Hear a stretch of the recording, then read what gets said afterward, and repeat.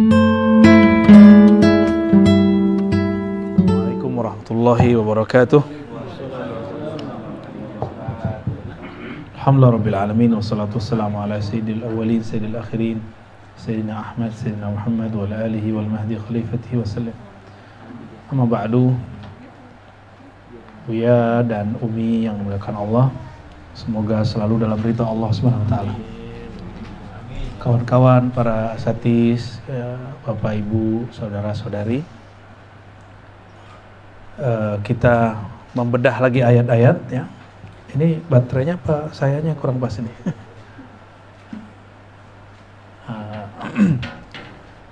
Sebelumnya kita mengkaji ini sebenarnya semi. Jadi kajian itu disebut ta'lim, ada juga ta'rif. Kalau ta'lim mengkaji yang tertulis. Mengkaji yang tertulis. Kalau ta'rif mengkaji yang tersirat. Yang tersurat ta'lim, yang tersirat ta'rif ya. Silakan diganti. Jadi kalau kita ngaji Al-Qur'an, kalau dalam ilmu tafsir ada namanya tafsir bil ma'thur. Tafsir berdasarkan riwayat. Lalu ada yang tersurat, ya ada yang tersirat. Yang tersirat ini ada dua macam, ada aqliyat, ada zauqiyat. Jadi kalau kita baca Quran ya, jadi makna Al-Quran. Makna Al-Quran. Ketika orang membaca makna Al-Quran, maka makna itu ada yang berdasarkan riwayat, disebut ma'thur. Ma'thur itu ya riwayat. Riwayat siapa? Riwayat ini terbagi dua lagi. Ada yang dari Nabi SAW, 3 malah ya. Ada yang dari generasi salaf, ada yang Israiliyat.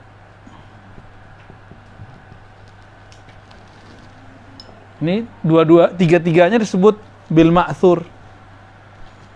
Contohnya nih, di Quran ada nggak nama malaikat maut? Nggak ada. Namanya kan Israel. Israel itu adanya di Israiliyat. Di hadis Nabi nggak ada, sallallahu alaihi wasallam. Salafus soleh mereka memperdebatkan. Salaf itu 3 abad pertama. Jadi 3 abad pertama. Kalau sekarang ngaku salaf itu bohong itu. Nggak ada, mana salaf gitu kan? Nggak ada salaf gitu. Kalau dia salafi bener, ingin mengikuti salaf. Tapi kalau dia salaf, ya salaf ya 3 abad pertama. Sekarang kan udah abad ke-15. Ya. Pakai mic atau tidak? Pakai ya? Ya udah, saya nggak usah teriak-teriak ya. Ma'thur artinya peninggalan. Nah, berdasarkan riwayat. Riwayat itu bahasa Arab artinya berita. Penukilan berita. Berita ini ada dari Nabi, ada yang dari salaf. Yang paling mengerti Al-Quran siapa? Rasulullah. Maka orang-orang ini disebut ahli riwayah atau ahli hadis. Ya, disebut muhaddis. Ahli hadis. Maka orang-orang ahli hadis ini punya semacam kepercayaan diri bahwa yang mereka riwayatkan adalah ini yang paling benar. Ya. Tapi ingat, riwayat itu yang diriwayatkan hanya yang didengar dan yang dilihat. Disebut empirik. Pusing nggak istilah gini? Nggak ya? Yang didengar, yang dilihat. Yang dirasa nggak masuk. Yang dipahami nggak masuk. Maka ahli riwayat ini melahirkan satu karakter yang kita sebut tekstual. Tekstual, jadi serba teks. Maknanya ala teks. Jadi dia nggak mau memaknai yang aneh-aneh. atau yang dalam-dalam nggak mau. Gitu. Melahirkan sifat namanya tekstual. Tekstual itu contohnya gini. Ada satu riwayat mengenai hadis. Idza quddimat ta'am fala yusalliyanna ahadukum. Kalau udah dihidangkan makanan, kamu mau sholat, maka jangan sholat. Kata kelompok tekstual ini nggak boleh sholat kalau makanan sudah dihidang. Kan enak bener ente cung. Bener ya? Apalagi makannya kayak tadi ya. Apa tuh tadi? Yang hijau, pete, terus ada ikan asin. Masya Allah. Masya Allah. Jujur bener ente ya. Oke. Ini hadis Nabi, ungkapan salafus soleh dan Israiliyat. Israiliyat ini riwayat-riwayat yang ada di Alkitab, Bible. Tapi ini Bible versi ulama dulu, beda dengan Bible versi sekarang. Gitu. Ya, ini beda ya. Jadi Bible versi dulu, bukan Bible versi sekarang. Ini harus dibedakan. Ada perbedaan soalnya. Ya. Ini Israiliyat, cerita yang disampaikan oleh orang-orang Bani Israel atau ahli kitab. Orang-orang ini mempunyai berita-berita tentang umat-umat terdahulu atau makhluk-makhluk terdahulu. Ini Israiliyat namanya. Israiliyat. Ya. Tapi nggak ada tuh Jawiyat, nggak ada ya. Nggak ada.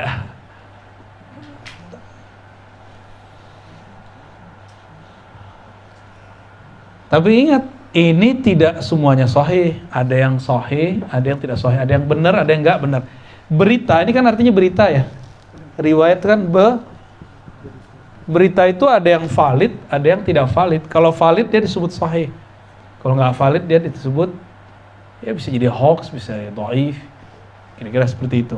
Ya. Jadi kalau kita dapat tafsir, jangan-jangan nih 1, 2, 3 Israiliyat. Contoh kisah Zulaikha tergoda oleh Nabi Yusuf. Saya tidak menolak kisahnya, tapi nama Zulaikha tidak ada di surat Yusuf. Nama Zulaikha adanya di Israiliyat. Tapi di Israiliyat nama dia disebutkan 5 nama. Kok yang populer cuma Juleha? Jadi yang ahli nyembelih itu kan namanya kelompok Juleha kan? Nggak nyambung ya? Kalian nggak ngerti sih yang gitu-gituan ya. Itu yang tukang jagal-jagal tuh, komunitasnya namanya Juleha. Tahu kan? Jangan-jangan ada pengikutnya di sini. Ya. Nah, ini disebut tafsir bil ma'thur. Yang terakhir paling lengkap itu Imam As-Suyuti, judul kitabnya Ad-Durrul Mansur. Bukan Syekh Mansur. Ad-Durrul Mansur. Syekh Mansur temanku itu. Itu kitab paling lengkap mengenai Israiliyat, mengenai riwayat. Jadi dia masukkan kalam Nabi, nggak ada kalam sahabat atau tabi'in atau setelahnya, kalau nggak kalam Israiliyat. Itu Imam As-Suyuti. Nah, makna tafsir ada juga yang bukan bil ma'thur, bil ma'qul. Ma'qul ini akal. Kita pikirkan makna ayatnya, ketemu maknanya, maka disebutkan ma'qul, yang dapat dicapai oleh akal. Inilah tafsir-tafsir yang kita sebut tafsir ilmiah. Tafsir-tafsir ilmiah. Ilmiah dalam bahasa Arab ada ilmiah murni, kaidah-kaidah falsafah, ilmu akidah. Ada terapan yang sekarang disebut tafsir saintis. Udah ada sekarang ya. Alhamdulillah saya ngajar di lembaga Institut Ilmu Al-Quran. Di situ salah satu metode yang kita ajarin cara menafsir ala-ala ini semua. Jadi metodologinya kok bisa muncul dan segala macam. Ya. Ada tafsir yang ketiga. Kalau di kitab disebut al-isyarah. Ya, di kitab, tapi saya nanti nyebutnya dengan istilah lain ya. Isyarah.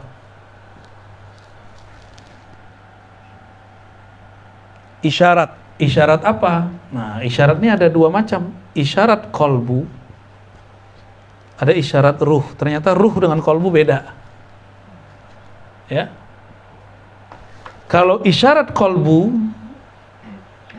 kebijaksanaan, zikir-zikir, wisdom, nah itu kolbu tuh. Inilah ini yang tersirat, ini yang terisyarat. Itu beda lagi. Yang disebutkan apa, maknanya bukan itu, maknanya yang di ujungnya. Ini yang tersirat, ini yang terisyarat. Ini tersurat nih, maksur, ada teksnya. Nah, ini kalau mau lihat cari ya, tafsir Ibnu Katsir cari. Kalau yang Suyuti tadi belum ada yang nerjemah. Jadi tafsir judulnya apa? Tafsir Ibnu Katsir. Nah, cari nih judul kitabnya, sudah ada terjemahannya, sudah ada ringkasannya, cari aja ringkasannya. Kalau ini tafsirnya itu mbah saya, mbah namanya doang, bukan mbah asli. Tafsir Fakhrur Razi. Seru kan namanya? GR bener ya. Namanya doang, kan bapak saya ngambil dari nama ini. Jadi waktu sebelum saya lahir itu bapak saya pengen anaknya punya ilmu makulat seperti Imam Ar-Razi, mengerti tentang tafsir dan macam-macam. Terus ditambahin Hashim. Hashim itu dari nama pendiri Nahdlatul Ulama, Hadratus Syekh Hashim Asy'ari. Ya, padahal NU belum ada waktu itu di Padang, belum ada. NU kan baru masuk kemarin. Ya. Belum lama NU masuk, bener ya, baru masuk. Teman-teman saya langsung yang stagnan di satu organisasi dia pindah ke situ. Oke. Ini isyarat. Nah, tafsir ini ada beberapa, kebanyakan sampai di tafsir kolbu. Ruh belum ada. Jadi tafsir ruh ini masih belum ada ya, ini akhir zaman ini lah. Kalau tafsir kolbu udah banyak. Contohnya tafsir Imam Kusyairi. Ada Kusyairi. Terus siapa lagi? Tafsir Mancung belum ada. Ya. Ada Imam Alusi, Umi Susi, kan? Ada tafsir Ibn Ajibah. Nah, sekarang catat aja namanya dulu, ntar antum cari, googling. Masa aneh doang yang nyari kan? Ajibah. Ada lagi tafsirnya, tafsir Ruh, Ruhul Ma'ani, Ruhul apa tuh? Ya. Judulnya ya pakai ruh depannya, oleh Haqqi Nazili, ya, Ismail Haqqi, Ismail Haqqi.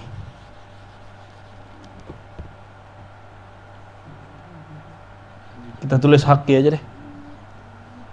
Nah, ini yang paling bagus, tafsir Imam Ismail Haqqi. Sayangnya belum ada terjemahannya.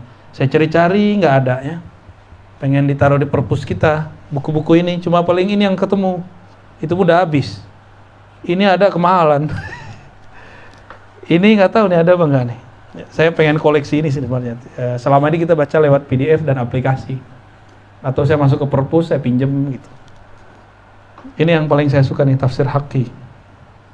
Dia seorang mursyid thariqah, ahli hadis, ahli qiraat, ahli macam-macam. Jadi orang itu dulu mau menafsir nggak boleh sembarang orang, karena mentafsir itu mentafsir sumber pengetahuan Quran.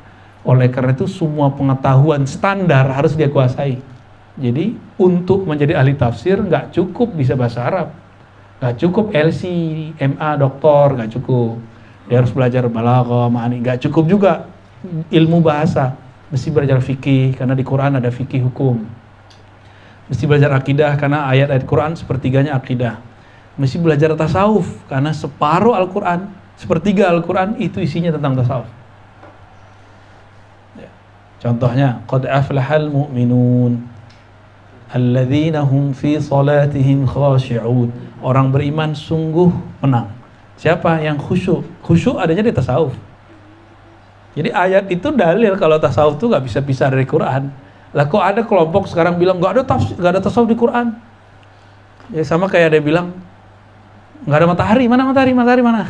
Ada matahari di pala dia kan. Nah, tafsir ini nih. Ini kok baru tafsir kolbu. Ya semoga di akhir zaman ini kita bisa buka tafsir ruh. Ya, semoga ya. Harus mengenal ma'rifatul ruh. Kalau ini ma'rifat kolbu, dan semuanya sumbernya adalah Imam Ghazali. Inilah yang melahirkan tarekat-tarekat sufi. Di Indonesia ada 40 lebih. Dan itu sahih semua. Yang nggak sahih pelaku-pelakunya yang nakal-nakal paling. Torikotnya nggak ada masalah. Ini mereka-mereka itu orang ulama semua. Ya, dan ini mereka belajar torikot tuh di Mekah, bukan di Jawa, bukan di Madura, bukan di Sumatera. Belajarnya di Mekah Madinah depan Masjidil Haram Jabal Abi Qubais. Mereka suluk di situ, ya kayak di kampung kita loh, ya. Ada apa suluk? Banyak kan suluk? Banyak suluk. Itu dulu tradisi ulama di depan Masjidil Haram Jabal Abi Qubais. Mekah udah nggak boleh. Jadi Wahabi mengharamkan tasawuf. Maka ilmu ini kan mereka sudah pulang. Ketika Wahabi berkuasa, alhamdulillah Syekh Mursyid ini sudah punya zawiyah, surau, pusat-pusat suluk di negeri kita. Jadi ilmunya orang Mekah udah keserap ke Turki, ke Indonesia, ke Malaysia, Singapura, Brunei, Patani. Ya, udah pindah ke kita udah. Alhamdulillah. Jadi kalau Umi bilang rindu Mekah, suluk Umi, terasa. Belajar ma'rifatul qalb, belajar ma'rifatul ruh. Itulah Mekah Madinahnya kita. Ini kan kita nggak ngerti, baru orang mau berangkat umroh, si Om Rikon udah datang nih kan? Iya, Om. Udah datang lagi dia. Habis itu Om apa lagi yang datang ntar? Suka-suka dia lah ya. Bismillah. Ini taklim namanya nih, bukan ta'rif ya. Ini taklim. Nah, ilmu ruh, isyarat ruh ini pasti benar, nggak pernah salah. Tapi kalau isyarat kolbu bisa-bisa keliru, karena kolbu ini kalau bernoda maka isyaratnya pun ternodai. Tapi kalau ruh tidak pernah ternodai. Ya. Tapi ini mahalnya bukan main. Kenapa? Dulu waktu orang-orang Yahudi datang, yas'alunaka anir ruh, ya.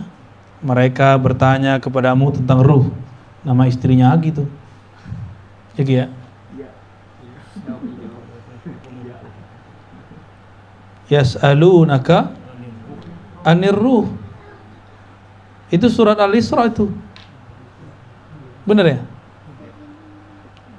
Yas'alunaka anir ruh. Qulir ruhu min amri rabbi. وَمَا أُوتِيتُم مِّنَ الْعِلْمِ إِلَّا قَلِيلًا. Ya, ayat 85. Jadi ini nih. Dan mereka bertanya kepada engkau mengenai perihal ruh. An itu kan kalau bahasa Arab kita atakallam an. Misalnya saya mau bercerita tentang Indonesia. Sa'uhaddithukum anil mawdu'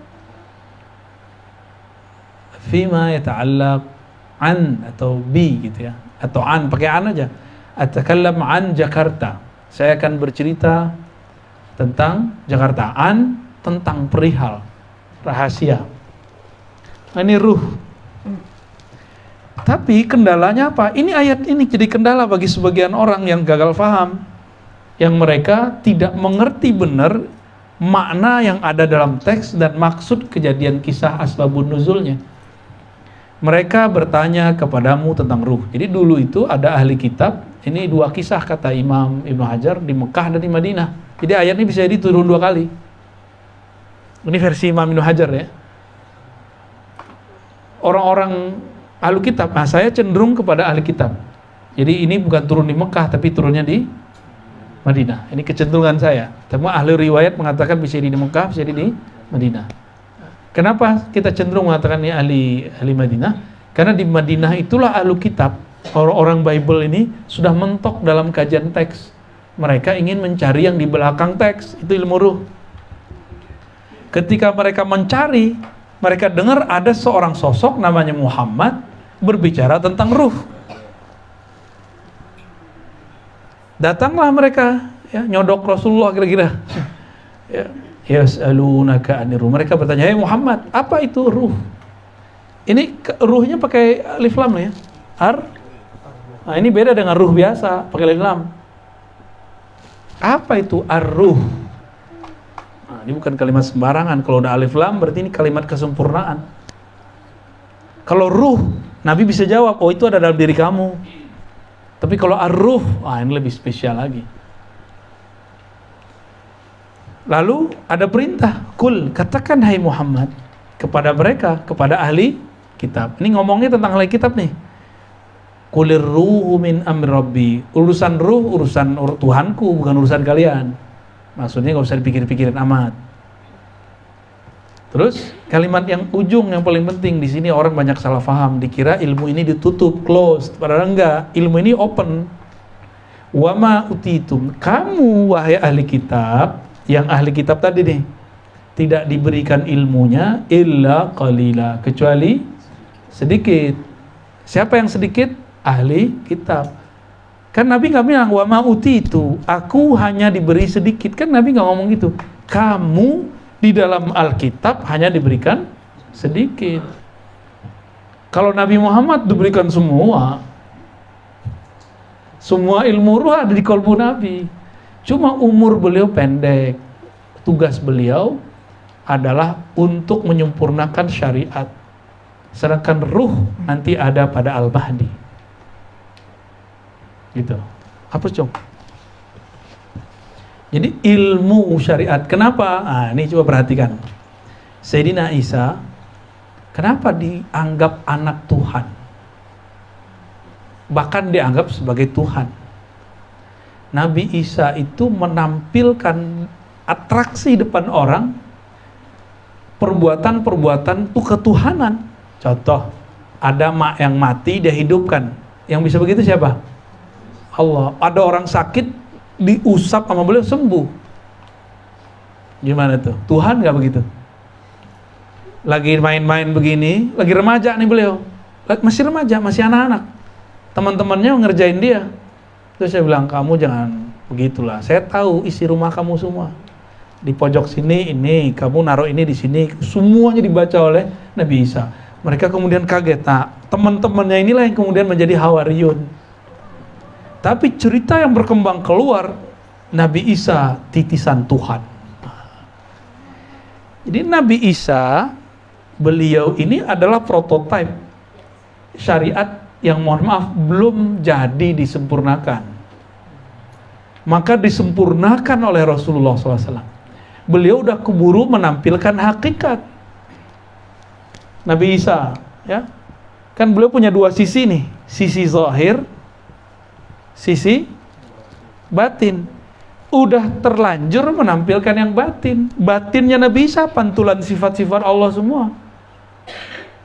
Maka orang mengira Nabi Isa itu Tuhan. Nah, ini bahaya.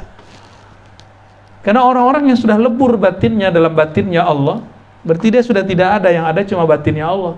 Kalau dia berkalam, kalam Allah. Dia bilang kun, jadi. Dia bilang hidup, hidup. Mati, ya mati.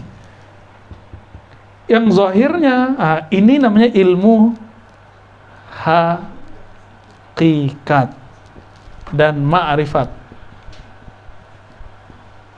Kalau ini syariat dan tariqat, ya, kayak gitu cara ininya. Dalam ilmu syariat, Nabi Isa belum sempat tapi sisi hakikat ma'rifatnya sudah keluar, maka orang mengkultuskan. Masih ingat nggak dulu masa di Jawa Timur ada anak kecil, apa namanya, ponari,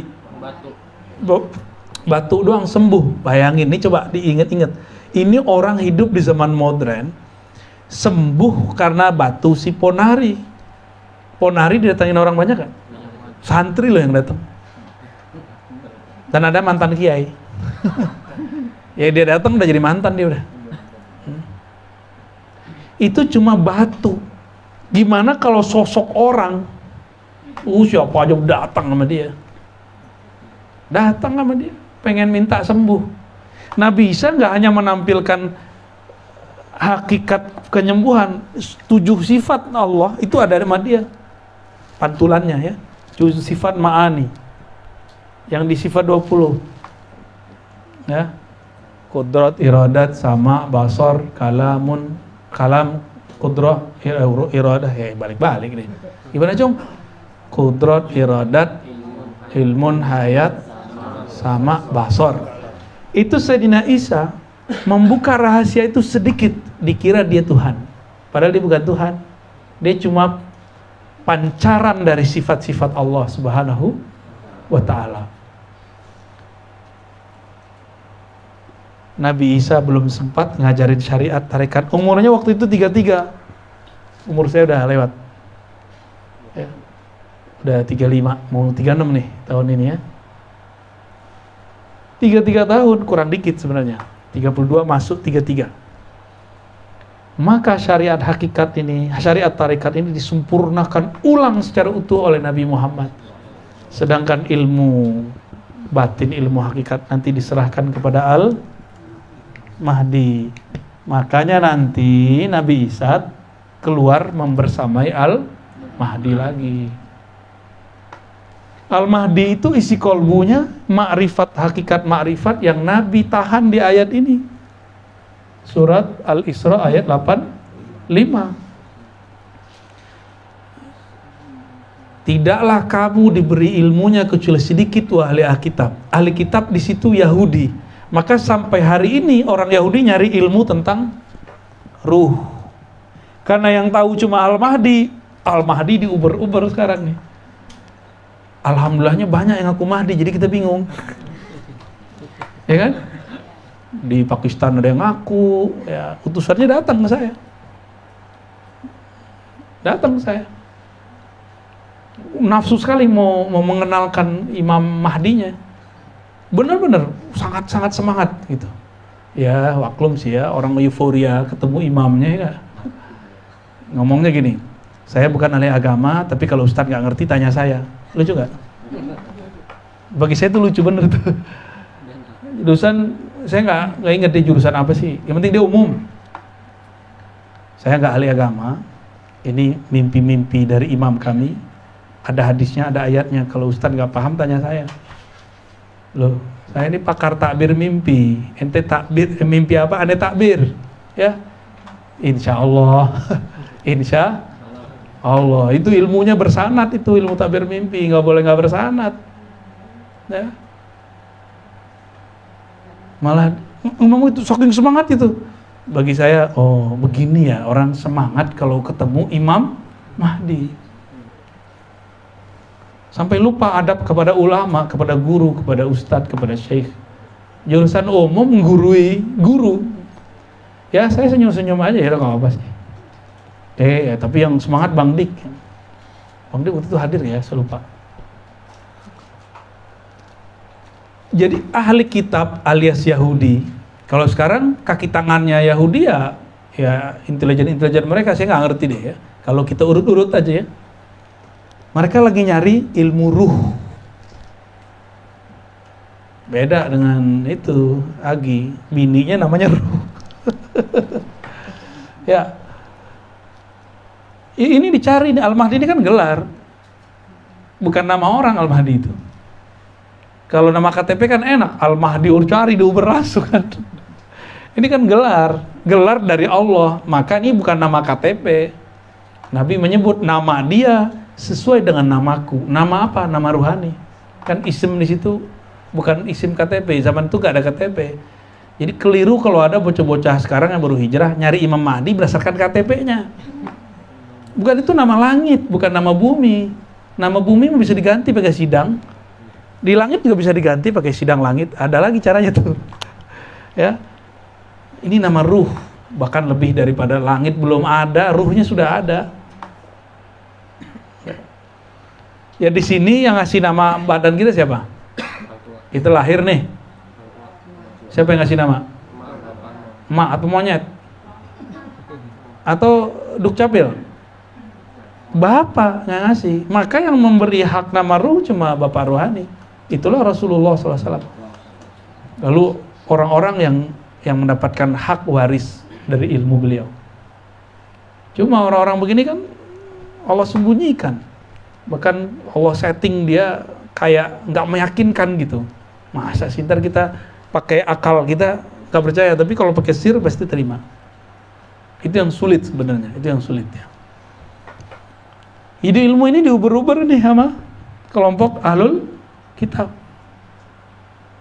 Diuber-uber nih. Ya saya kan juga bukan orang yang pakar ruh juga kan, cuma dapat dikit aja kan yang kolil ini. Yang kolil ini yang kita colek-colek sekarang. Tapi kan kolilnya Allah beda dengan kolil saya. Kolilnya Buya nih, Buya nyebut duit dikit 100 juta ya. Bangun saya 1 juta itu udah banyak Buya. Ya bagi-bagi dong gitu ya. Modal kawinin tuh ya. Bagi pengusaha, orang yang bikin pik itu 1 T batuk doang kali, kelas 1 T ya. Ingus dia tuh 1 T. Itu baru makhluk loh. Makhluk nyebut 1 triliun bagi dia cuma batuk doang, sendawa doang. Sama, itu kan pemilik dunia. Raja-raja langit juga sama. Tubuhnya di bumi, tapi dia raja di langit. Dia menteri di langit. Sedikitnya mereka, itu banyaknya kita. Mereka bilang nih dikit, oh saya mah dikit, sedikit. Itu banyaknya kita. Justru mereka diberikan ilmu oleh Allah karena ngomong sedikit. Karena mereka merasa, ya Allah, aku ilmuku gak ada apa-apanya.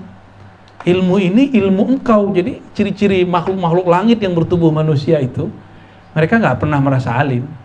Ya, gak pernah. Kalau saya kan sering merasa alim. Ya gak Cung? Jadi antum jangan percaya sama aneh. Ya, aneh tukang dongeng Cung. Oke.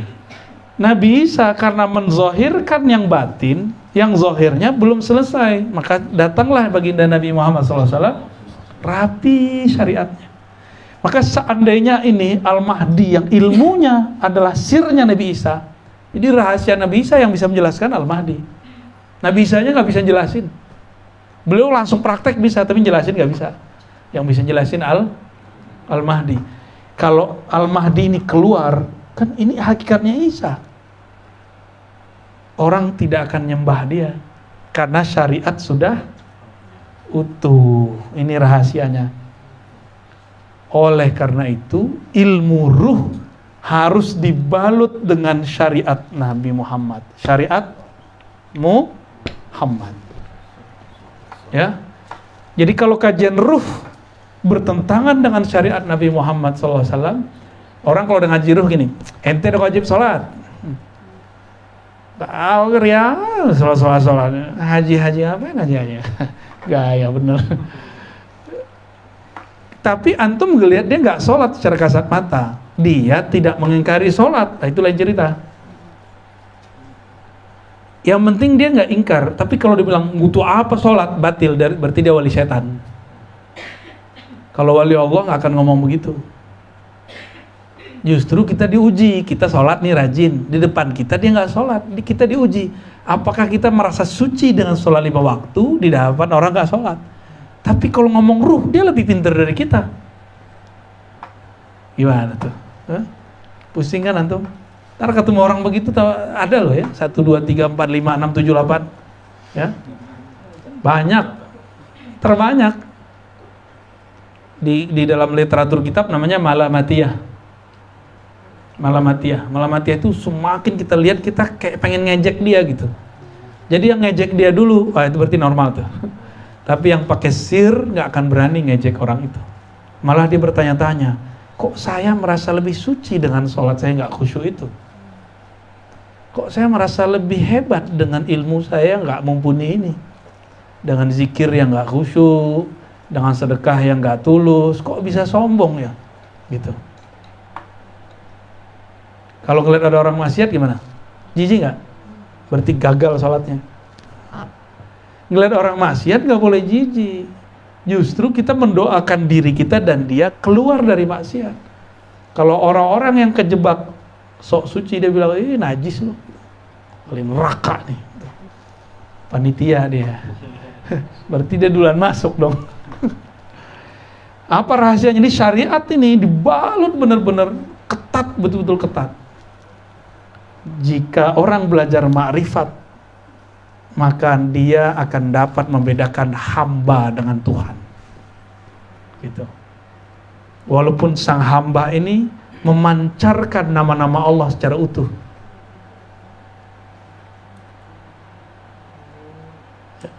Kalau Al-Mahdi itu isi rohaninya adalah qalbu Rasul, seharusnya ma'rifatnya lebih tinggi dari Nabi Isa kan? Cuma musuh akhir zaman namanya Dajjal, itu musuh para nabi, maka nggak boleh Al-Mahdi yang bunuh dia mesti nabi, diturunkanlah Nabi Isa. Gitu kira-kira ya. Kan orang nanya, kenapa bukan Al-Mahdi yang bunuh? Al-Mahdi minta tolong ke Nabi Isa, nih pedang saya kamu pakai. Nabi Isa ternyata sudah mencoba untuk melawan Dajjal, nggak bisa. Dikasih pedang oleh Al-Mahdi baru bisa bunuh. Yang sakti siapa? Yang ngasih pedang dong, bukan pedangnya.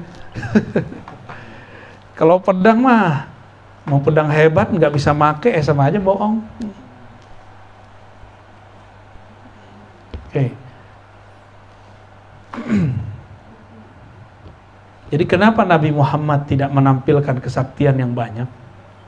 Supaya orang-orang tidak menyembah Nabi Muhammad Sallallahu Alaihi Wasallam. Kenapa beliau ngelakon ya, mau ngeluarin air susu dari jari? Beliau harus ngambil dulu kambing yang kurus, yang nggak ada susunya. Perah-perah keluar air susu.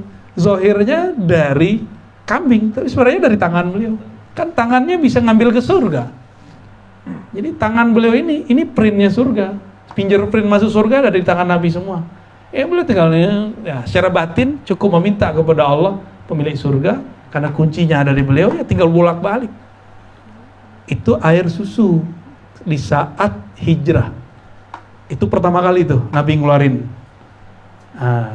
Kenapa saya berani bilang bukan dari kambingnya keluar, tapi karena berkah dari tangan Nabi pindah ke dalam kambing, baru keluar. Dalil kuatnya mana? Nih, ketika Nabi perang bersama para sahabat, air habis, bener gak?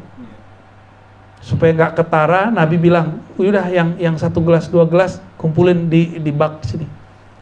Lalu beliau begini tangannya, tiba-tiba keluar air di jarinya. Tuh, masih kurang percaya? Itu air mineral yang keluar air mineral dari tangan Nabi. Itu air cukup untuk 700 orang. Mereka masuk semua dan itulah air paling mulia sealam semesta. Air yang keluar langsung dari jari-jari Rasulullah. Ya, beruntunglah sahabat-sahabat yang meminum air itu. Makanya sahabat-sahabat yang ikut perang dengan Nabi saat itu nggak ada satupun yang ahli neraka. Karena dia sudah minum air surga sebelum masuk surga. Wajar dia bersama yang megang kunci. Tapi Nabi ngelakonnya, Masya Allah. Nabi itu kan ngelakon jadi Muhammad bin Abdullah. Si anak Abdullah, anak Dullah lah kira-kira gitu. Ya, gang Mekah gitu ya. Gimana Cung? Ente bisa bahasain nggak Cung? Gang Mekah, anaknya Bapak Dullah. Ya gitu Cung. Iya, cocok logi. Bener cocok Cung. Nabi tidak diizinkan mengeluarkan air khamar dari tangan karena khamar masih haram di bumi. Ya. Termasuk madu belum. Nabi cuma kasih syarat, kasih madu gitu aja. Ya, bisa gawat kalau air madu keluar dari jari-jari Rasul kan. 4 sungai di sorga. Sungai air mineral, sungai air susu, sungai air madu, sungai air khamar. Khamar ternikmat tapi nggak bikin mabuk. Apa tuh namanya yang air-air orang Korea tuh dari air beras? Soju. Itu aja yang non alkohol udah enak banget. Saya bayangin kalau tuanya di atasnya soju, kayaknya enak ya. Ya. Itu kan bayang-bayangan aja. Alhamdulillah dari dulu nggak pernah minum tuh, alhamdulillah. Ya. Tapi ada godaan ke sana sih ya. Rasulullah SAW itu ditangani semua tuh. Terus yang kelimanya apa dong? Ya kelimanya fingerprintnya, al-hautnya di situ, telaganya Rasulullah Sallallahu Alaihi Wasallam. Ya. Dari mana kita paham ini? Yang ngantor sekarang nggak bisa masuk kantor kalau kantor tertentu ya, kalau nggak pakai fingerprint. Allah itu kasih imitasi surgawi di zaman modern, dikasih imitasinya aja gitu. Kalau harus pakai kartu card baru bisa masuk akses, ya kan? Ada game-game bagus tuh di pusat studio game, kita harus beli dulu kartu card, ya, harus diisi kreditnya baru bisa main. Itu kan surga khayali, surga imajinasi. Kalau mau antum bisa jalan-jalan main nge-game nanti di surga, kreditnya banyakin dong di sini, ya. Gitu.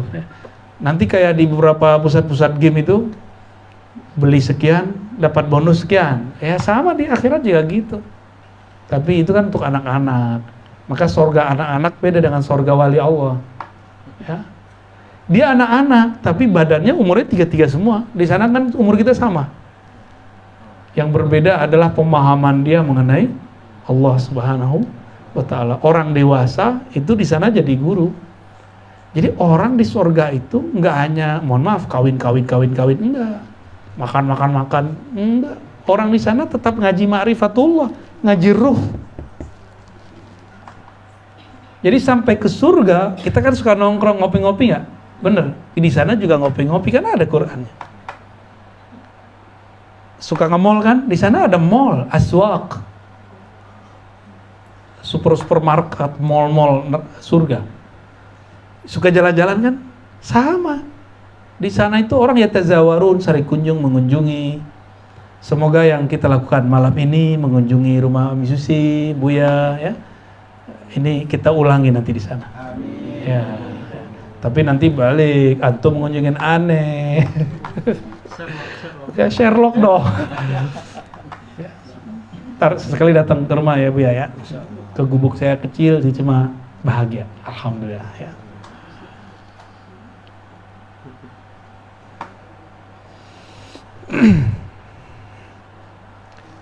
Ini baru pengantar, udah jam berapa nih? Jam 10. Tapi ini sudah dapat intinya sih, ya. Jadi yang akan dicari, diuber-uber oleh ahlul kitab, termasuk orang-orang intelektual di kalangan muslim, itu ilmu tentang ruh. Dan jika ingin belajar ilmu tentang ruh, harus kuat akidahnya, harus kuat syariahnya. Kalau enggak nanti keblinger.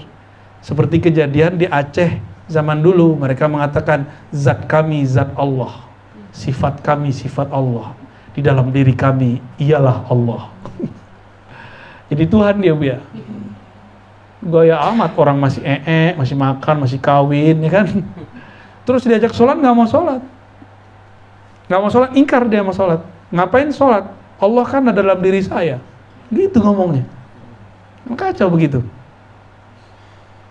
Ternyata di daerah Banten, daerah Cirebon ada juga zat ingsun, zat Allah. Gitu ngomongnya. Beda bahasa aja kan. Masalah itu pernah dibawa oleh Syekh Abdul Rauf As-Singkili, orang Singkel. Itu dibawa ke Madinah. lalu ditanggapi oleh guru beliau Syekh Ibrahim Al-Qurani, mursyid Thariqah Syatoria di Madinah. Jadi orang dulu belajar thariqah ya di Mekah Madinah. Sekarang ada thariqah Mekah Madinah? Udah pindah ke Indonesia. Maka saya hakul yakin kebangkitan Islam akhir zaman salah satunya di negeri ini. Insya Allah ya. Coba tanya nih kiai-kiai ini, ustaz, teman-teman kita di luar negeri, di Saudi aja, boleh nggak buat pengajian? Nggak boleh. Sembarangan, harus surat izin. Hatta Said Ahmad, anak Abuya Said Muhammad, itu nggak boleh buka pengajian bebas. Nggak boleh sembarangan. Antum yang travel tahu lah ya. Ya, ini kan Ustaz travel ya.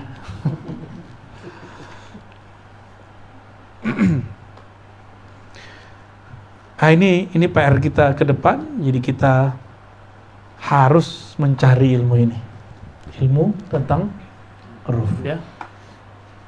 Dan kemarin kita sudah sebutkan beberapa, tapi ini dalam konteks Nabi Isa dan Al-Mahdi. Jadi Al-Mahdi itu hakikat yang terzahirkan, hakikat kolbu Nabi yang dizohirkan. Jadi isinya Al-Mahdi itu isinya kolbu Nabi semua. Jadi kalau udah ngomong tentang ilmu ruh, itu yang dibicarakan tentang yang di kolbu Nabi dulu. Yang kata Ibnu Abbas, kalau aku buka nih isi kolbunya Nabi, kalian akan mengkafirkan aku. Karena syariat waktu itu sedang progres. Nabi baru wafat, masih goyang. Sampai muncullah kemudian 4 mazhab. Tahu kan 4 mazhab?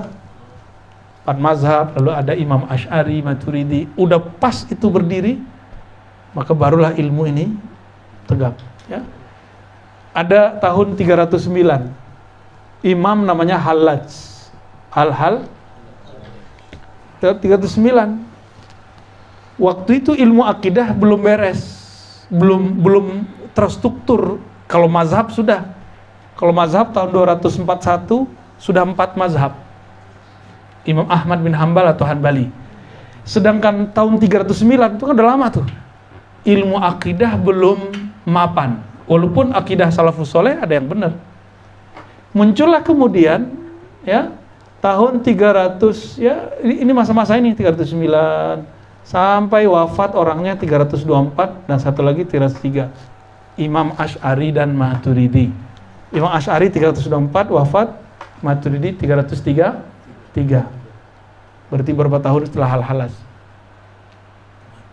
Al-Hallaj membuka ilmu rahasia ruh, langsung dia dihukum mati. Sebelum ini dikenal sebagai ulama. Ini 2 orang ini, siapa tadi namanya? Asy'ari, Maturidi. Ya, 2 imam ini. 2 imam ini masih lagi membangun pemahaman yang dia dapatkan dari ulama salaf, ulama terdahulu, dari Nabi, menjadi satu kaedah-kaedah akidah. Belum matang-matang benar itu. Udah ada ulama salaf yang kuat, tapi masih sifatnya private, personal orangnya sudah oke, tapi belum semacam pergerakan khusus. Maka Al-Hallaj ketika buka ilmu ini, dia langsung difitnah, merasa jadi Tuhan. Al-Hallaj. Tahun 505 wafat Imam Ghazali. Sebelum tahun 505, Ghazali ngomong apa? Seandainya aku hidup di zaman Al-Hallaj dan aku menjadi hakimnya, aku akan bebaskan dia secara mutlak.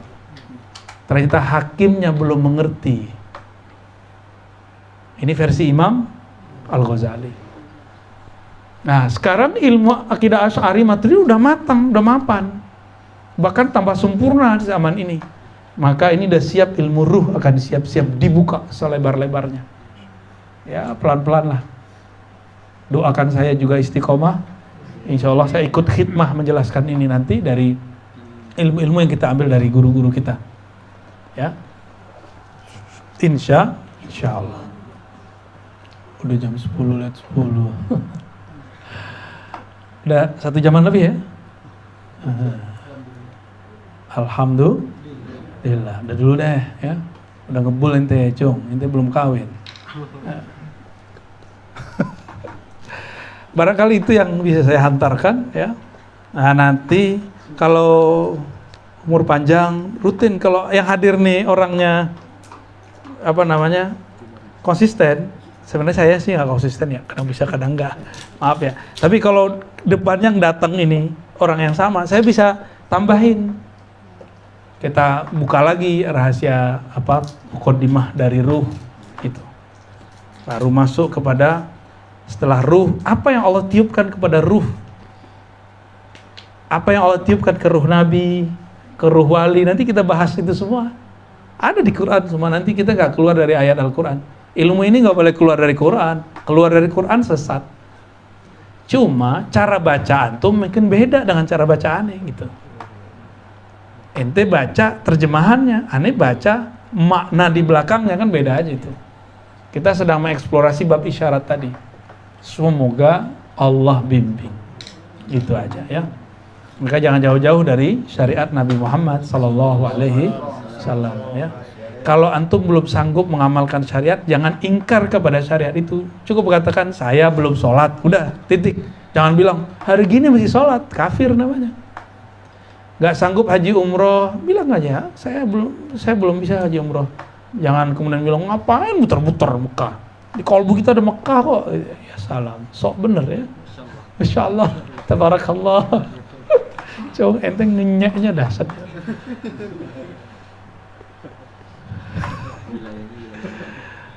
Udah ya?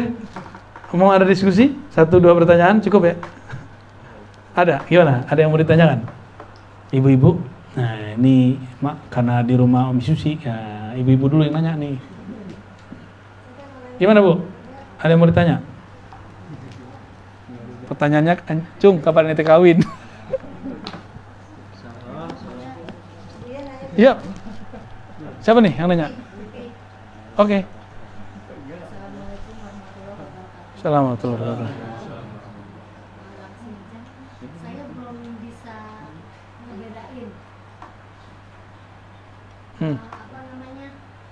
kalau sudah ganti kartu HP-nya ruhnya antara ruh sama kolbu. Gimana cara bedainnya? Cung, apa Cung? Ruh sama kolbu. Iya. Apa beda ruh dan kolbu? Jangankan ibu, Imam Ghazali aja nggak bedain. Tapi Ar-Razi bedain. Ya. Tenang Bu, saya bedain Bu. Tenang. Jangan-jangan itu bisikan yang dari mana? Nggak benar, itu ruhnya yang nanya tuh. Kamu, kolbu kamu bukan ruh kamu, itu dia yang ngomong. Kolbu bisa galau, ruh nggak boleh galau. Kolbu itu kalau di tubuh disebut jantung.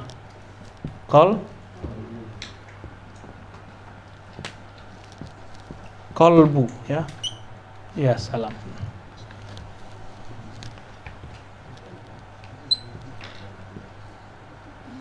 Nah, kira-kira begitulah ya. Gimana Cung? Love. Si kolbu ini ya, di dalam dirinya itu ada struktur-struktur. Ini namanya fuad. Ada lagi namanya lub. Ingat ya, ini bakal kita ulang-ulang sampai kiamat.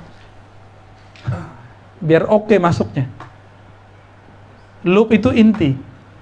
Tapi di dalam inti itu ada inti lagi. Sir. Sir itu adalah metadata daripada ilmu ma'rifat. Boleh disebut juga Play Store-nya kolbu. Play Store-nya kolbu harus bisa di-download dulu, harus punya email dulu, baru bisa ngedownload dari sini. Nggak punya email nggak bisa. Ya, email itu yang disebut nama ruh. Ya, dalamnya ini tambah ke dalam nih ruh, tapi tambah ke dalam tambah luas. Kalau digambarkan kayaknya tambah kecil ya, tapi sebenarnya tambah ke dalam unlimited. Allah itu mandang ke kolbu. Allah nih ya, nih simbol aja. Allah mandang ke kolbu. Apanya yang dipandang dari kolbu? Yang dipandang Allah dari kolbu, ruhnya. Jadi Allah kalau mau komunikasi dengan hamba itu bukan lewat yang di luar. Kan di luar ini kolbu nih. Kita tambahin satu lagi nih, ya, biar gede sekalian kan. Ini itu bagian terluar dari ruhani. Jadi ruh itu punya struktur. Bagian terluar dari ruh namanya kolbu. Karena dia bagian terluar, dia pasti ternodai. Tapi setan tidak pernah bisa mendudukinya. Dia hanya bisa rusak dari luar. Ini kolbu. Jadi kalau orang maksiat nih matanya ketutup. Maksiat lagi begitu terus. Kalau sehari kita matanya jelalatan, udah ketutup deh. Ya. Kira-kira gimana? Hari ini udah banyak belum jelalatannya? Banyak banget. Udah ngomongin orang, tutup lagi kan. Kesel sama laki, sama bini, tutup lagi. Makan gak pakai bismillah, kok tutup lagi. Kesel sama orang, hasad, iri, dengki, udah tutup semua. Fuad gimana nasibnya? Fuad, ini kan kalau kita pakai kacamata, ini warnanya itu apa, kacamatanya, lensanya itu kolbu. Lensanya burem. Muka orang jadi burem nggak? Kalau lensanya hitam, mukanya orang kayak hitam. Matahari mana ini? Kayaknya malam aja tuh hari. Nah, ini yang disebut orang kalau lensa ruhnya sudah ketutup. Kolbunya zulumat. Dipenuhi dengan kegelapan. Lalu gimana cara bersihinnya? Karena ini dosa kolbu, tobatnya tobat kolbu, nggak bisa tobat zahir. Apa penyakit di kolbu? Ini yang dikeluhkan kepada Allah. Maka kalau kita ngaku pengakuan, Allah ampuni, tapi besok diulang lagi, keluar muncul lagi tuh jerawatnya semua, nodanya muncul lagi. Maka istighfar itu, ini kabar gembira dari Allah Subhanahu Wa Taala, dari Rasulullah. Jika seseorang maksiat hari ini, di kolbunya kan ada noda, tapi di malaikat belum ditulis. Ditunggu per 24 jam, ada nggak istighfar? Tuh, ini kabar baik buat mancung yang jelalatan. Pulang dari Lampung sampai sekarang ingat mulu ya. Ya ampun. Syarifudin gimana Syarifudin? Diam-diam dia sebenarnya nyesek juga tuh. Jadi kita ini sebenarnya ruhnya nggak pernah tersentuh oleh keburukan. Dia cuma kacamatanya ketutup gitu. Nah, kacamata ini tergantung akalnya disekolahin apa enggak, itu ngaruh juga tuh.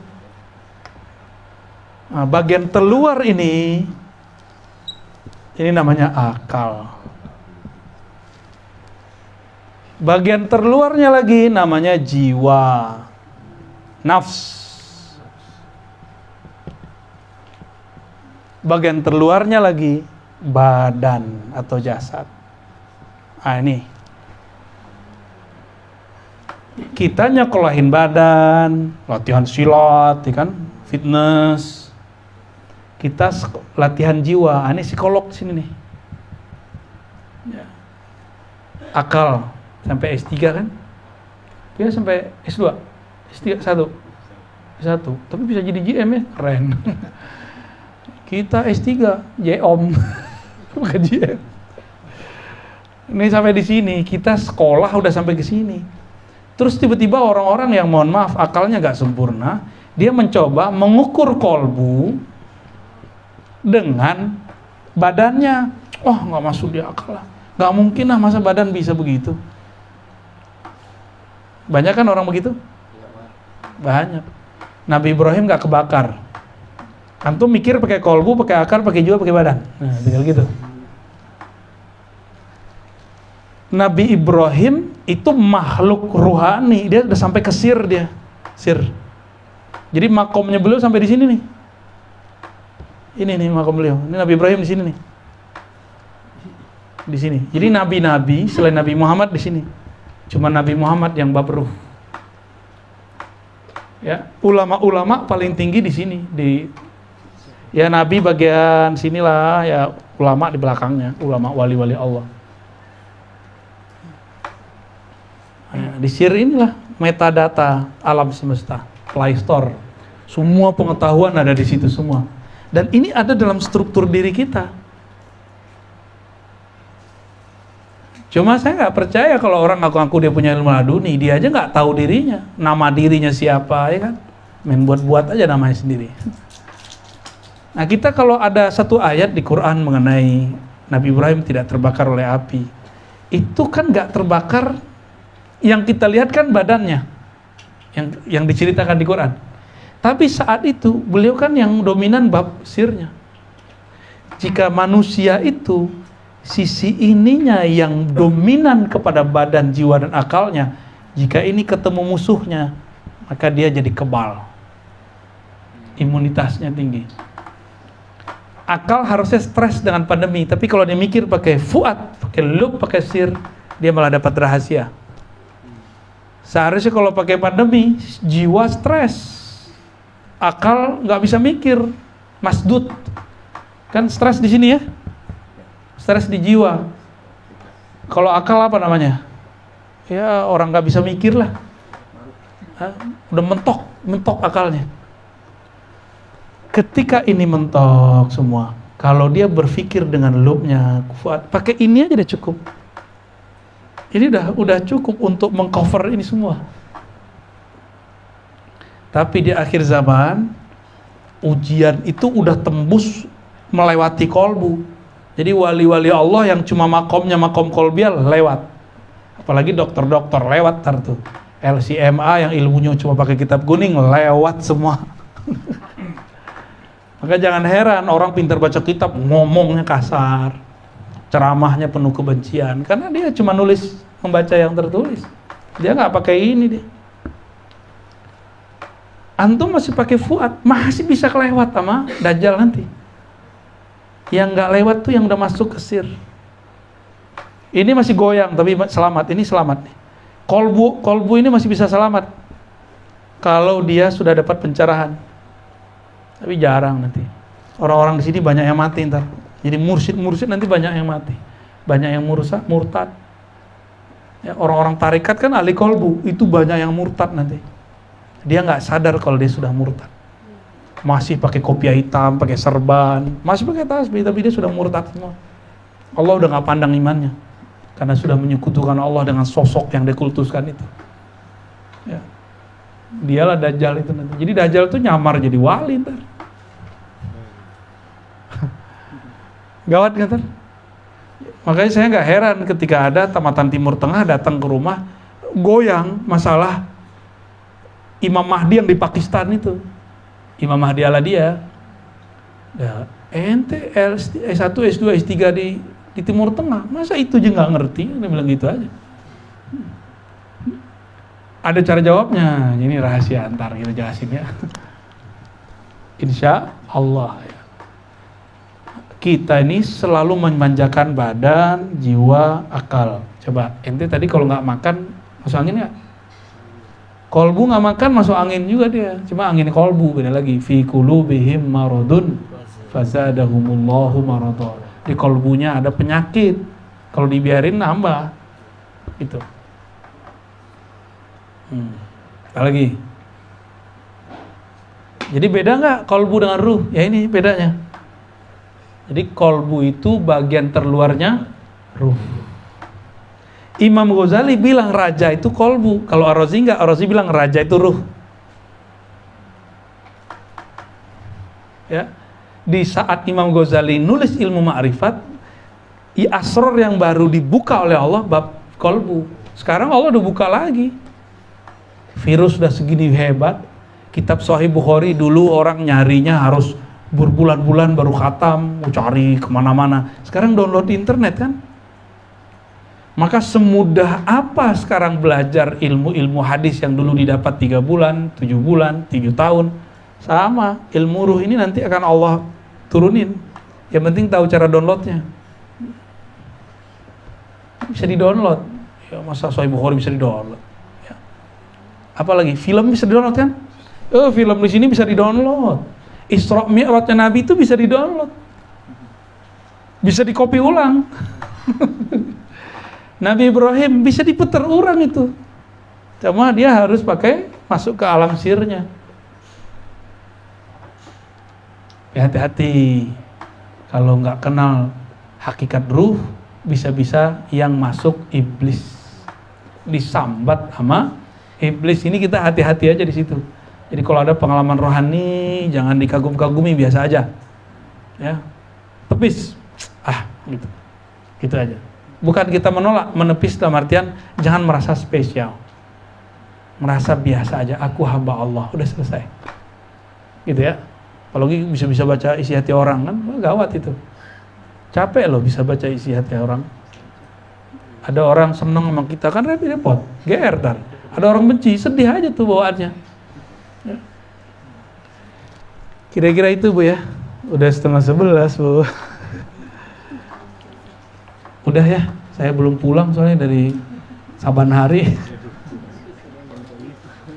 Udah jadi Bang Toyib Bu ya. Ibu kalau punya laki kayak saya kayaknya stres sendiri dah.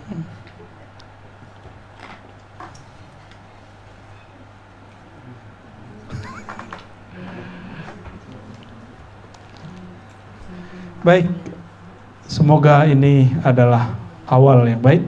Mukadimah mulu dari kemarin ya, tapi beda ya kajiannya dengan sebelumnya. Beda nggak? Beda ya, alhamdulillah. Nggak mau juga saya ngulang-ngulang gitu. Untuk itu mari kita baca surah Al-Fatihah. Semoga Allah mencahayai badan, jiwa, akal, qalbu, fuad, lub, sir dan ruh kita semua. Al-Fatihah.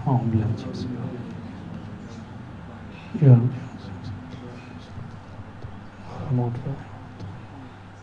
Alhamdulillah rabbil alamin. Mohon izin. Assalamualaikum warahmatullahi wabarakatuh.